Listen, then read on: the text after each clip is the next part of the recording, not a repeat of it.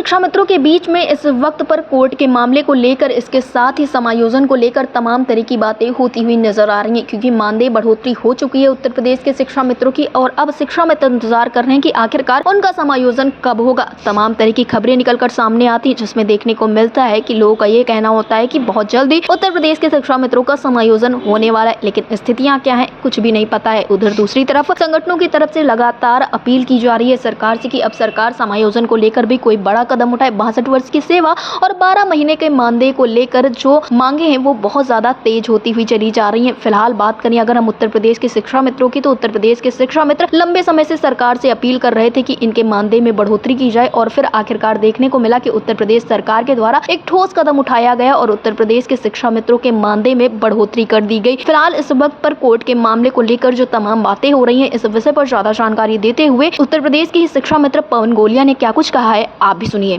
पवन गोलिया जी, आपका हमारे चैनल अटल टीवी पे बहुत बहुत स्वागत है। जी, हमारा भी आपको नमस्कार और बहुत बहुत आपका धन्यवाद, आभार। जी पवन गोलिया जी, जिस तरह से देखने को मिल रहा है कि इस वक्त पर उत्तर प्रदेश के जो शिक्षा मित्र हैं उनके समायोजन को लेकर तमाम तरह की चीज़ें देखने को मिल रही हैं। अभी चंदौली जिले से भी देखने को मिला है कि एक बड़ी खबर निकलकर सामने आई थी उत्तर प्रदेश के शिक्षा मित्रों के समायोजन को लेकर। इस वक्त पर क्या कुछ तैयारी है, क्या कुछ चीज़ें चल रही हैं? देखिए, बहुत सारे लोग सच्चाई से अवगत नहीं थे। जी। तेज बहादुर मौर्य जी बनाम स्टेट एक केस गया हाई कोर्ट। जी।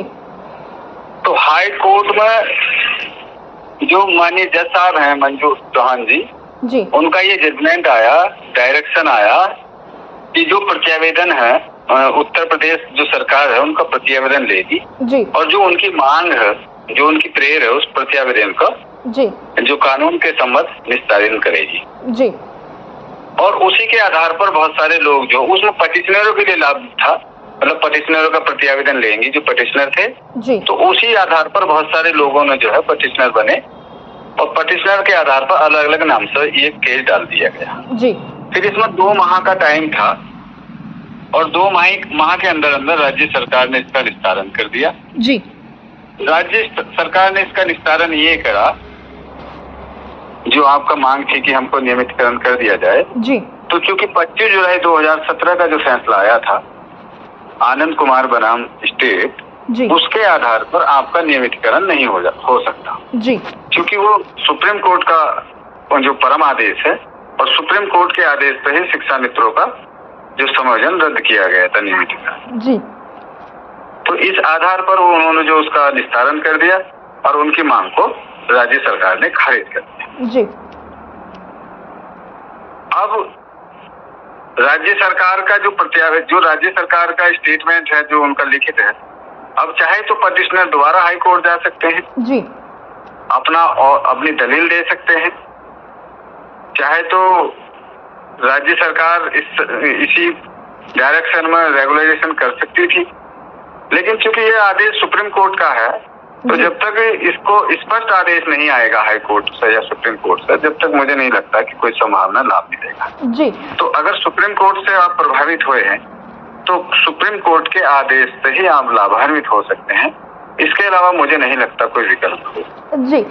या फिर राज्य सरकार अपनी पॉलिसी बनाए जी, राज्य सरकार अपनी पॉलिसी बनाए और तमाम सुप्रीम कोर्ट के आदेश आए हैं, जिस तरह यही भोला प्रसाद शुक्ला है और तमाम सारे लोग आदेश आए हैं, इसी आधार पर राज्य सरकार शिक्षा मित्रों के जो क्वालिफिकेशन अनिवार्य क्वालिफिकेशन है जी, उसकी पूर्ति करते हुए राज्य सरकार को ये चयन प्रक्रिया चलाना, नियुक्ति करना, ये नीति नियम बनाने की स्वतंत्रता दी है सुप्रीम कोर्ट ने। तो चाहे तो राज्य सरकार आज या कल में ही नियमितीकरण कर दे या फिर कोई ना कोई बहाना बनाकर उस प्रत्यावेदन को खारिज कर सकती है, जो संभवतः आपको लग रहा है। जी पवन गोलिया जी, इसी के साथ देखने को मिल रहा है इस वक्त पर 62 वर्ष की सेवा और 12 महीने के मानदेय को लेकर भी चर्चाएं काफी ज्यादा तेज हो चुकी हैं। इस पर आपका क्या कुछ कहना है?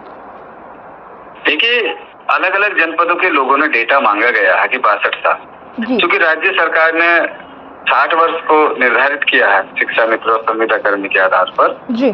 अब चूंकि कुछ साथी हाई कोर्ट गए थे तो हाई कोर्ट का यही डायरेक्शन है कि स्टेट से यही मांगा है कि भाई आप अपना पक्ष रखिए कि क्यों ना शिक्षा मित्रों को भी 60 वर्ष में उनका जो मतलब रिटायरमेंट है जी उसको किया जाए। तो अभी सरकार इस पर विचार करेगी, हाई कोर्ट को अपना पक्ष रखेगी, फिर हाई कोर्ट इस पर डायरेक्शन देगा। अभी कुछ मतलब यहाँ क्या है, यहाँ भीड़ तंत्र है शिक्षा मित्रों जी, और सोशल मीडिया में भी नकलची लोग बहुत हैं। तो उन्हें अपने व्यू बढ़ाने के लिए तमाम जो है लच्छेदार कमेंट्स और उनकी भाषा वो एक भ्रमित करने वाली सूचनाएं ज्यादा आती रहती हैं। इसलिए हर आदमी इसमें कंफ्यूजन रहता है, बोल कुछ रहा, कह कुछ रहा, सुन कुछ रहा है, तो कंफ्यूजन की स्थिति बहुत है। स्पष्ट डायरेक्शन, स्पष्ट आदेश नहीं है। जैसा स्पष्ट आदेश है कि भाई मानदेय वृद्धि 18,000 रुपए हो गई है, तो ये स्पष्ट ही है। फिर मानदेय वृद्धि के बाद शासनादेश आया है मूल विद्यालय का, तो मूल विद्यालय का शासनादेश आओ 1 वर्ष ज्यादा हो गए, परंतु अभी उसको इम्प्लीमेंट नहीं किया गया, उसको लागू नहीं किया गया। तो अभी जो वास्तविकता है मानदेय वृद्धि के अलावा, जैसे माननीय मुख्यमंत्री जी ने यह घोषणा की थी कि भाई हमको इनको कैशलेस इलाज के लिए इसी अप्रैल या मई माह में मिल जाएगा, लेकिन संभवतः मई माह का अंतिम चल नहीं मिला।